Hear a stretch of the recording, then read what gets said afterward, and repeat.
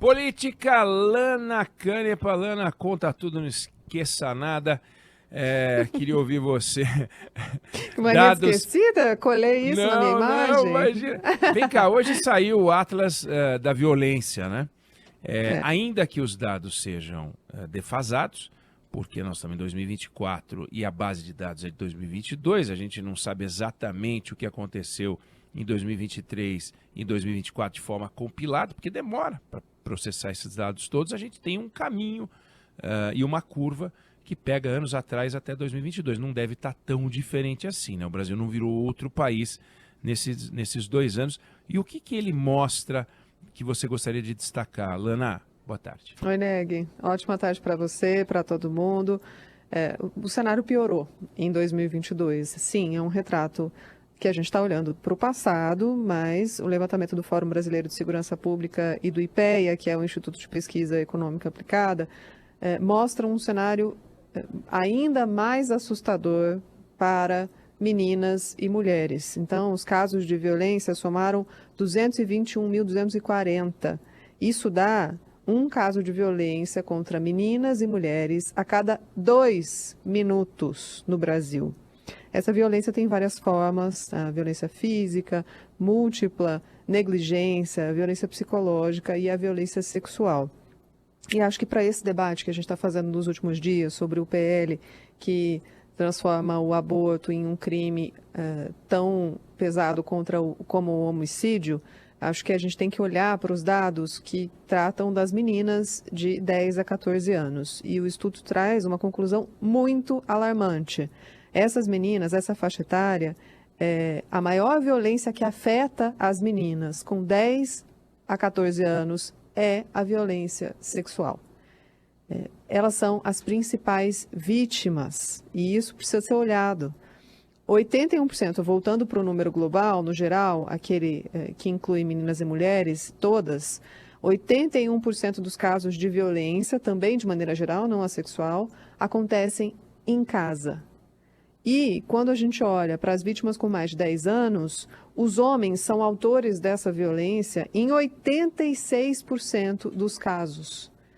Então, é um cenário que está sendo desenhado que se repete, é um padrão que a gente precisa observar. São jovens, são meninas que estão sendo estupradas dentro de casa, por parentes, por pessoas próximas e que estão sendo obrigadas a recorrer a um aborto legal no Brasil.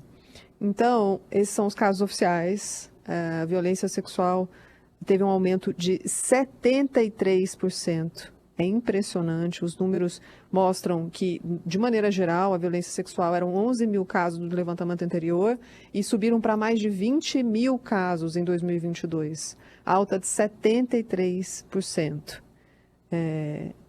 As conclusões são óbvias, a gente depende do Congresso Nacional para falar sobre a melhora na qualidade da educação sexual nas escolas, obviamente com linguagem adequada, para explicar que o corpo é inviolável, que tem que ter sinais, para que essas crianças aprendam a reconhecer essa violência. Eu trouxe esses números aqui para vocês. Claro que um aumento no número de denúncias dos casos de violência não significa necessariamente um aumento da violência. Talvez a informação esteja chegando mais, as pessoas estejam denunciando mais, talvez. Mas revela que nos dados oficiais, uma menina ou mulher foi vítima de violência a cada 2 minutos do Brasil. Então, enquanto a gente está falando, desde que eu comecei a falar, já aconteceu de novo. Se esse retrato estiver ainda em vigor, apesar de ser um número de 2022.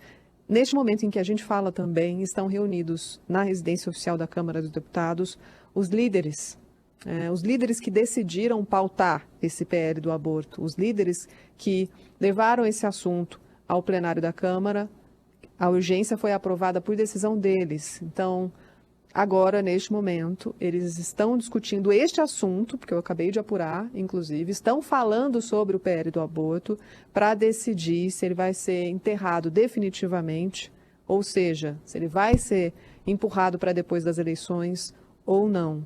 E um recado que é importante é: a cobrança das ruas teve efeito e sim, o que a gente espera, o mínimo que a gente espera é que o Congresso Nacional não volte a tratar dessa matéria absurda que só criminaliza vítimas que já sofreram com um estupro.